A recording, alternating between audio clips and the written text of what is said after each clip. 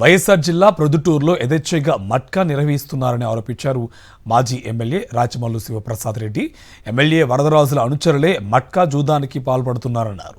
TDP councillor మునీర్పై మట్కా కేసు కూడా నమోదైందన్నారు రాచమల్లు. ఇప్పుడు నేను అడుగుతా ఉన్నా, ఈ ప్రొద్దుటూరు నియోజకవర్గ ప్రజలందరి పక్షాన తెలుగుదేశం పార్టీ ప్రభుత్వాన్ని, వరదరాజిరెడ్డి గారిని ప్రశ్నిస్తా ఉన్నా. ఈ ఊర్లో మట్కా లేదా పెద్దాయన? మట్కా లేదు అని నువ్వంటే ఒక 150 మంది బూకీల పేర్లు చెప్తా, పట్టీలు రాసే వాళ్ళని 150 పేర్లు చెప్తా. పోలీసు వాళ్ళు వచ్చి నన్ను అడిగితే చెప్తా. నేను మట్కా బీటర్స్ అంటారు, ఒక 100 నుంచి 150 మంది ఉంటారు ప్రొద్దుటూరులో. స్వయంగా మీ కౌన్సిలరే మట్కా పట్టీలు సిక్కి ఎఫ్ఐఆర్లో నమోదైనాడు మునీర్.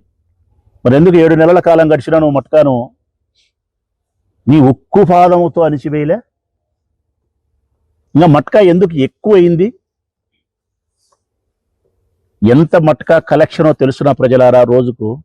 రోజుకు ఒక్క ప్రొద్దుటూరులో ₹1 కోటి కలెక్షన్ అవుతుంది మట్కా. ఈ మట్కాను నిర్మూలించడానికి నువ్వు తీసుకునే చర్యలు లేవు.